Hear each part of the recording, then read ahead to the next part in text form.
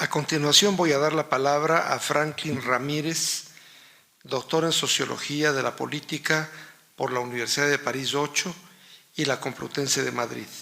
Él es profesor investigador.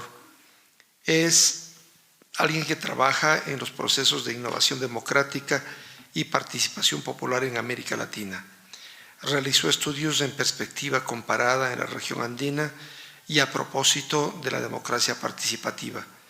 El interés por esta temática es el resultado de su implicación en el análisis de las conexiones entre movimientos sociales y procesos democráticos en el marco de los estudios de ciencia política y sociología política.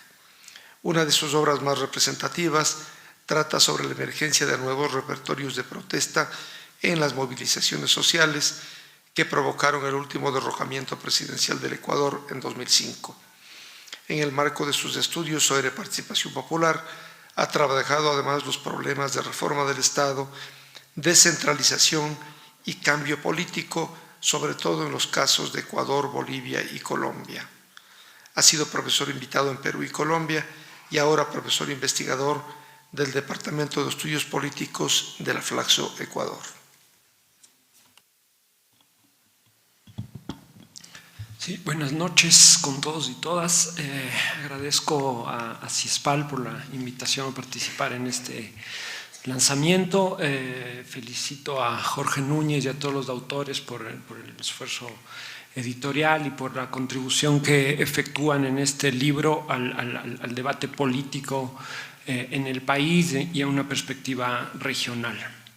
Yo quisiera empezar la reflexión situando al libro que coordina Jorge Núñez como parte del campo de la batalla política que se ha abierto en Ecuador en los últimos 8 años. Como dijo el propio coordinador de la obra, este fue un objetivo explícito en sentido editorial de su convocatoria a diversos autores, en relación a inscribir una reflexión múltiple, abierta, desde diversos puntos de vista, de diversos posicionamientos, en torno a construir una imagen de la revolución ciudadana que amplíe el debate, que lo coloque en las antípodas de una amplia literatura que en los últimos años ha venido surgiendo en una perspectiva crítica, contraria y opositora al gobierno. A esto me refiero con la necesidad de enmarcar este libro en el campo de la batalla, que es política, que es ideológica y que además está inscrita en el campo de las ideas.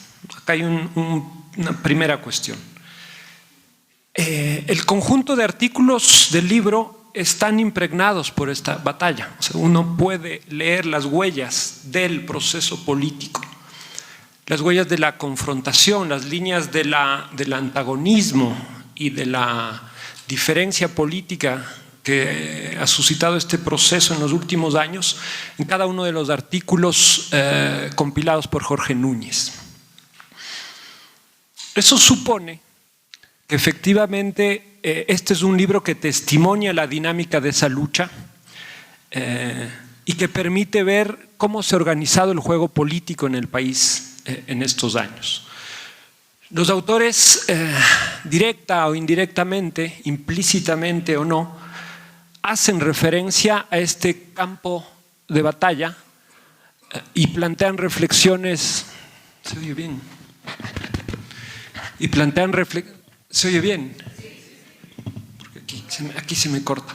Y plantean reflexiones específicas para combatir con determinadas ideas, con determinadas interpretaciones, con determinadas lecturas políticas. A eso me refiero con esta necesidad imperiosa de partir, de comprender el libro en su globalidad, a partir de inscribirlo en un campo de batalla político e ideológico.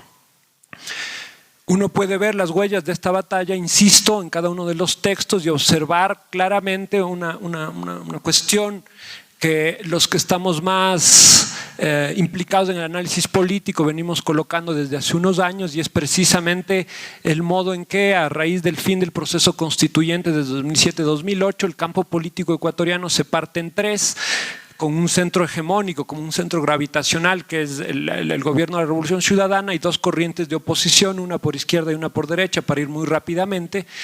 Esta partición del campo político, que es una secuela yo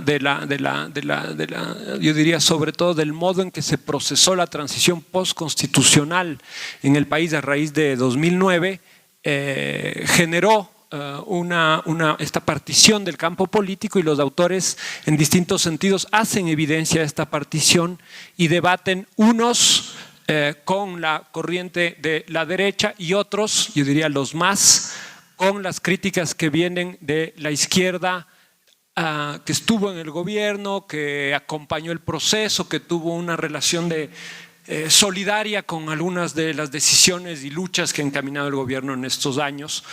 Por eso insisto en que uno puede perfectamente reconstruir buena parte de la batalla, de los sentidos de la batalla, haciendo alusión a cómo los autores leen esa batalla y cómo polemizan con algunas de las críticas provenientes de las dos líneas de oposición que se han estabilizado en el país en los últimos años, aunque uno podría advertir que en muchos casos esas dos líneas de oposición tienden a converger. Ahora, ese posicionamiento dentro del campo de la batalla, quiero insistir, y este es un valor fundamental del libro, se da de ningún modo bajo una lectura monolítica, de ningún modo bajo una visión homogeneizante en sentidos analíticos y políticos. Uno puede ver en el libro una diversidad de posiciones que dialogan y que analizan de modo más o menos amigable el legado, la herencia de la Revolución Ciudadana, posicionándose, insisto, desde distintas problemáticas, puntos de vista analíticos, intelectuales e incluso metodológicos. Y se observa precisamente una de las características del proceso político y del actor hegemónico que lo conduce, que es su carácter heterogéneo, su composición heteróclita, evidenciada también en las distintas maneras de abordar la cuestión de la Revolución Ciudadana. Ahora, dicho esto es fundamental y me parece que no es una particularidad del proceso ecuatoriano haber generado un juego intelectual, un juego académico, un posicionamiento del análisis crítico directamente apuntalado por las dinámicas y los efectos de la lucha política, ¿no? Estos procesos que ponen a la política en el centro, con liderazgos fuertes, con decisiones rápidas, tienden efectivamente a generar un efecto de polarización que obliga que incentiva al conjunto de la sociedad, de la que no están fuera sus intelectuales, sus pensadores, sus académicos, a tomar partido y a posicionarse en ese campo de batalla. No se trata de cuestionar de ningún modo y abrir un punto de vista desde un positivismo que imagina que el pensamiento y la producción académica deben administrarse y deben pensarse desde el imperativo de la neutralidad, sino más bien de observar cómo es que, esta es mi cuestión clave diría yo, cómo es que la reflexión, el pensamiento, la academia, el mundo intelectual, la gente más orgánica, los partidos políticos, etcétera, ¿cómo es que se posicionan dentro de esa batalla política? ¿Cómo es que se posicionan dentro de esa batalla de ideas? Insisto, no se trata de traer a colación ningún imperativo de neutralidad y de un falso positivismo que tiene solo en mente la objetividad como premisa de la construcción del pensamiento y de la crítica, sino de interrogar por los modos, ¿no?, las formas en que el pensamiento, la academia, la reflexión, la crítica se inscriben dentro de ese campo de batalla. Y aquí viene mi reflexión en particular. Tengo la impresión que el libro, pero tampoco es una particularidad del libro, sino diría yo del conjunto de la producción política, del conjunto de la producción intelectual de estos últimos años, tanto contra, a favor, etcétera, etcétera, han estado, y diría yo, largamente permeados por una dinámica reactiva al juego de la coyuntura y de la lucha política. Quiero decir que, digamos, para ponerlo de otro modo, la inmediatez del conflicto, ¿no? la vorágine de la propia lucha política de estos años ha colocado al pensamiento, a la academia, en una posición compleja de reaccionar, quizás sin establecer demasiada distancia en relación a la inmediatez de las demandas, a la urgencia de resolución de determinadas coyunturas, al posicionamiento necesario, fundamental de la academia con respecto a determinadas crisis políticas, decisiones, demandas y polémicas, querellas, litigios que son parte de todo proceso político. Estoy cuestionando desde esta perspectiva ese necesario distanciamiento que es condición fundamental de la crítica. La crítica, aquí retomo un poco las reflexiones de Michael Walzer, requiere inmersión y distanciamiento, y es en esa dialéctica en la que puede construir visiones sustantivas sobre el devenir de los procesos sociales y de los procesos políticos. Insisto que al colocar este punto de vista estoy generando una visión controversial quizás, pero en la que incluyo mi propio trabajo, el de mis colegas, y es una reflexión precisamente sobre hasta qué punto hemos sido capaces de tomar partido, pero colocando nuestras problemáticas, nuestros lenguajes, nuestras propias preguntas al proceso político y a las dinámicas del conflicto que hemos atravesado en estos años. Quizás para ilustrar aún más este punto de vista, quisiera solo situar un caso, un ejemplo concreto que me ha llamado mucho la atención concretamente en mi trabajo de dirección de tesis con los estudiantes, y es el caso del 30 de septiembre, que también me aparece en los distintos textos. Si uno se fija en la bibliografía más intelectual, más académica, que trata de tomar una distancia reflexiva con los sucesos, uno tiene la sensación de que en general la reflexión se ha organizado en torno a una pregunta que colocaron los medios y que surgió al fragor en la dinámica misma de la batalla por la interpretación del 30 de septiembre. La pregunta es, ¿fue un golpe o fue un motín? Esa pregunta, que como todos sabemos ha tenido un carácter dirimente en los sentidos de la disputa política de estos años, es una pregunta que surge, insisto, en el medio de la batalla política para legitimar y deslegitimar el modo en que se procesó ese suceso en particular. Pero esta pregunta no provino de una reflexión distanciada de la academia, de los intelectuales, sino que fue colocada, yo diría explícitamente, lo que decía Carol de algún modo, por los medios. Y en gran parte la academia, el pensamiento, la crítica reaccionó y construyó su reflexión en torno a dicha pregunta. Insisto, en este caso, muchos estudiantes analizan aquello y uno se encuentra con que la literatura está básicamente organizada frente a esta pregunta, que no es una pregunta que surge de este sentido de distanciamiento, de reflexividad crítica en relación al episodio. Después unos toman partida, fue golpe, fue motín, etcétera, etcétera. Estoy interrogando esa construcción de un espacio de autonomía de lo intelectual, de la crítica, de las ciencias sociales, Autonomía que, insisto, no tiene que ver con la neutralidad, sino con su capacidad de poner preguntas, de formular problemáticas, de establecer desde su lenguaje modos de comprensión e interpretación específica de los procesos políticos. Y aquí, si uno examina la literatura de todo tipo, más científica, más ensayística, más intelectual en términos generales, podemos encontrar que quizás nos ha hecho falta mayor capacidad de distanciamiento y de construcción autónoma de problemáticas con respecto a las cuales además acompañar de modo crítico el proceso en curso.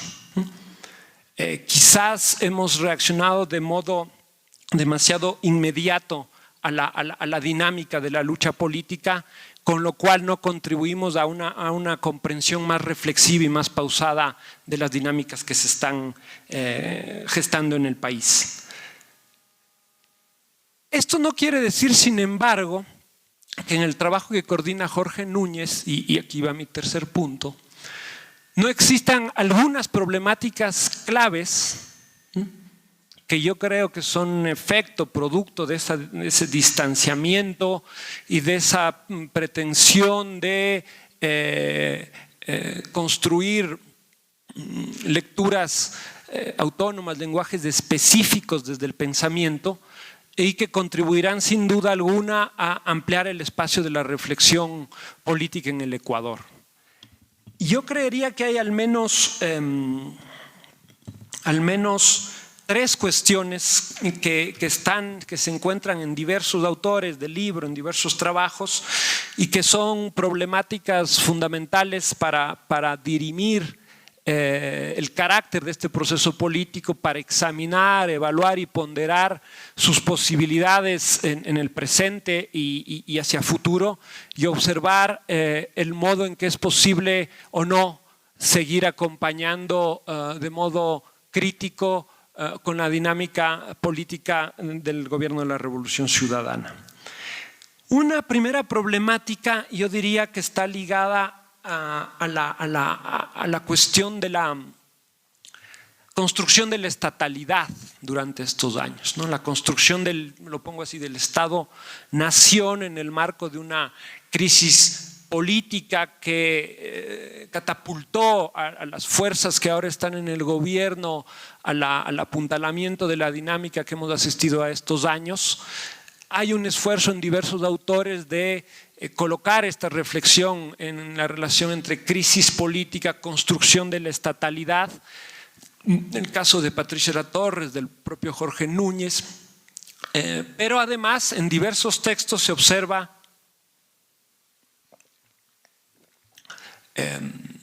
un énfasis en traer al debate diversas cuestiones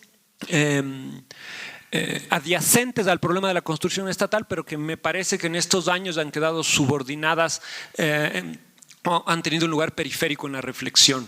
Me refiero en concreto a los temas estrictamente de materia geoestratégica, geopolítica, los problemas de la defensa, que como sabemos están en la base de la construcción de los estados nacionales y que supone una reflexión ampliada sobre el lugar del Estado en el sistema internacional, en el sistema mundo, en las dinámicas cambiantes y conflictivas de las relaciones entre centro y periferia, ¿no? Los artículos de Daniel Kersfeld, de Mario Ramos, aportan un punto específico de vista a esta lectura sobre la construcción estatal nacional que está en el centro, ¿no? En el centro de las agendas de reflexión sobre los procesos políticos latinoamericanos, el gran problema del retorno y la reconstrucción del Estado, cómo leerla, cómo evaluarla, cuáles son los hitos que permiten efectivamente condensar la imagen de que en el proceso ecuatoriano ha habido una dinámica de reposicionamiento del Estado como eje de regulación social de la distribución de la riqueza, y ello en un marco de relaciones internacionales estratégicas determinadas. Acá hay una problemática fuerte y que seguramente seguirá en la discusión en los próximos años. Una segunda cuestión que por el título del libro uno podría haber pensado que el énfasis en ello sería más grande, es la cuestión del debate en torno al desarrollo, a la problemática del desarrollo, a los sentidos del desarrollo, este debate entre desarrollo, postdesarrollo, neoliberalismo, postneoliberalismo, toda la dinámica del problema del crecimiento. No solo en esta perspectiva más de la discusión de política económica o de economía política, sino hay un texto muy interesante de Nancy Ochoa respecto a cuáles son las bases éticas, morales, los sentidos de la cuestión del crecimiento y del desarrollo en procesos políticos que venían de una larga dinámica de desmantelamiento de las bases para el desarrollo y el crecimiento. Acá hay diversos textos sobre el tema minero. Carlos Figueroa trae a colación este debate sobre el desarrollo desde la perspectiva de Guatemala, que es un ensayo bastante lúcido, sabiendo que efectivamente en este nivel, esta contradicción, lo pongo así muy simple, desarrollo, postdesarrollo, desarrollo, extractivismo, es parte de las tensiones fundantes de este proceso, ¿no? Si uno lee adecuadamente la Constitución de Montecristi, no es que se resolvía la cuestión, sino es que en su misma articulación de principios, en su misma articulación programática y normativa, esa Constitución abría la vía para el énfasis en las dos cuestiones, en una visión desarrollista, en una visión de crecimiento en el sentido más convencional, y al mismo tiempo una visión asentada en la idea de la armonía con la naturaleza, los derechos de la naturaleza, el buen vivir, etc. Esto se articula como una contradicción constitutiva, ¿no?, de la nueva Carta Magna, y en los años posteriores dicha contradicción se ha visualizado en el proceso político, en la conflictividad política y en la centralidad que ha tenido las argumentaciones contra esta visión más o menos convencional del desarrollo que portaría el gobierno. Esta tensión se ha traducido en la lucha política, en las calles, en las tensiones entre al menos dos de estas corrientes de las que hablaba al inicio en el proceso político ecuatoriano. Entonces acá hay una reflexión que procura precisamente reconectar desarrollo y buen vivir y sacar estas dos categorías de la visión, yo diría, más esquemática con que algunos de los actores políticos en el país ha tratado de colocar la cuestión, ¿no?, de desarrollo versus buen vivir. Acá hay una línea que ciertamente ha sido de las más controversiales y polémicas en estos años, y si es que uno se fija en la literatura que hay sobre el proceso ecuatoriano en el exterior del país, hay muchísima reflexión respecto a este tema. Y una tercera cuestión que me parece fundamental, Carol ha hecho alusión de otro modo quizás a esto, es el tema de la articulación política, lo voy a poner así, de la articulación política, de cómo es que este proceso ha reconstruido las relaciones, los vínculos, las líneas de conexión entre las dinámicas gubernativas y los procesos sociales. Carol traía alusión a la categoría de populismo que, pensada desde una perspectiva laclosiana o lacloniana, tiene precisamente que ver con esto. Follari, Mario Ramos, Julio Peña, Orlando Pérez, cada uno a su modo vuelven sobre esta cuestión. Y aquí hay una pregunta del todo relevante que se hacen unos directamente, otros de entre líneas, Y es respecto a esta paradoja, lo voy a poner así, entre un eficaz proceso de rearticulación de la comunidad política, de articulación política, de construcción de un pueblo, ¿no?, ligada a la construcción a su vez de una frontera, de un trabajo de polarización, de un efecto de polarización en general. Un trabajo bien sucedido desde la perspectiva de diversos autores, ¿no? Correa, la Revolución Ciudadana, ha construido dicha articulación, ha generado un proceso de polarización, en el mejor de los sentidos, de trazar fronteras, de vincular distintas demandas en torno a un polo de articulación general. ¿Cuál es la paradoja a la que me refería antes y que Follari y Ramos reflexionan al respecto? Y es que esto ha sucedido en el marco de una sociedad posmoderna, dice Follari, de una sociedad distanciada de la política, de una sociedad cínica. ¿Cómo es posible y cómo entender efectivamente la virtual eficacia y potencia de la articulación popular? Aquí la categoría de populismo. En el marco de una sociedad que se desentiende de la política. Esta es la cuestión. Orlando Pérez reclama en su reflexión sobre la batalla por la ley de comunicación la virtual ausencia de la sociedad en esa batalla. Esta es la cuestión. Se dice fácil, la Alianza País ha ganado 8 o 9 procesos electorales. Pero ¿cómo explicar la potencia de esa articulación política en tiempos de desprecio por la política, de antipolítica, de malestar con la cuestión política, con la representación y de distanciamiento con todo lo que tiene que ver con la administración de la cosa pública? Aquí me parece que está una de las claves a seguir debatiendo en los próximos años. Tanto desde el pensamiento elitista conservador, que asume que la articulación populista es básicamente efecto de la facilidad con que las grandes masas se dejan articular, atraer y seducir por la retórica punzante de cualquier liderazgo y por las políticas distributivas. Insisto, una lectura de carácter conservador y elitista. Está en juego la fuerza de una articulación política ligada al problema de la construcción del partido, de la reconstrucción del Estado Nacional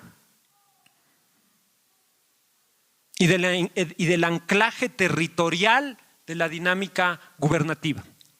Pero todo aquello se da en el marco de una sociedad que sigue mirando de modo distante y cínico el juego político. Y aquí creo yo que está la principal cuestión en relación al análisis político hacia futuro de la Revolución Ciudadana. ¿Se ha politizado o no? ¿Se ha reconfigurado la mirada de la sociedad respecto a su fundamental aporte a la construcción de estos procesos de cambio y a su interés por la política? Resolver esta cuestión es clave para los que admiten que aún es necesario disputar la continuidad del proceso y para los que no la admiten también, puesto que cualquier alternativa emancipatoria al gobierno de la Revolución Ciudadana requiere pensar esa articulación. Y quizás aquí está una de las grandes líneas de contribución de este libro, que insisto, hacia los años que vienen, para todos nosotros, para el conjunto de la sociedad, requiere garantizar y abrir una discusión pública colectiva sin la cual no podemos garantizar esa autonomía crítica de la que hablaba antes. Muchas gracias. Bueno, amigos, estamos cerrando ya esto y antes de que nos haga un anuncio muy importante de parte de los organizadores, yo quiero simplemente agregar un par de palabras sobre esto. Hemos querido con este libro recoger no solamente unos puntos de vista, un debate teórico, porque no hemos pensado en un libro para los intelectuales y para el debate intelectual. Hemos pensado en un libro que pudiera explicarle a un público nacional e internacional mayoritario lo que está ocurriendo, para que ese público pueda participar de un modo más consciente, con datos, con cifras y con opiniones concretas en el gran debate que debe darse necesariamente. Y ese público es cada vez más participativo. Hace unos meses yo conversaba con un diplomático europeo que ya se fue del país y el que me decía que, según él, el fenómeno más importante que se estaba produciendo en la Revolución Ciudadana era esta cátedra política masiva de todos los sábados, que estaba formando al pueblo en cuestiones tan complejas como las de la economía política. Claro, lo que está en el debate, lo que la prensa pone en el debate es aquel segmento sobre la libertad de prensa, sobre el entucado de la semana, cosas por el estilo. Pero lo que a la gente le interesa, lo que la gente más saca provecho de eso, es el entender en una suerte de universidad popular de los sábados los problemas de la economía política. Entender las cosas profundas del país puestas en un lenguaje ciertamente popular al alcance de quien quiera. Entonces, eso y muchas otras cosas están por verse. Por ejemplo, se debate si minería sí o minería no. Y el debate casi siempre se da a partir de puras concepciones teóricas, es decir, de verdaderas entelequias. ¿Es extractivismo o no extractivismo? Y hemos puesto un muy buen estudio, un excelente estudio de uno de los mejores técnicos mineros de América Latina y del Ecuador, el profesor Paladines, quien comienza por decirnos que la minería está en nuestra vida cotidiana, que minería es hacer adobes, es hacer pisos, es hacer edificios. Todo eso implica extractivismo, todo eso implica una afectación de la naturaleza. Y por lo tanto tenemos que debatir pensando en todo eso y en los innumerables recursos que él explica existen en el Ecuador, y no solamente en el debate teórico, extractivismo sí o extractivismo no, en el Yasuní. La cosa es mucho más compleja, mucho más rica y ciertamente mucho más esperanzadora. Yo creo que esta mesa redonda, este panel, ha sido sin duda enriquecedor, que la participación de ustedes va a enriquecerle todavía mucho más. Y claro está, los invito a leer el libro. Muchas gracias.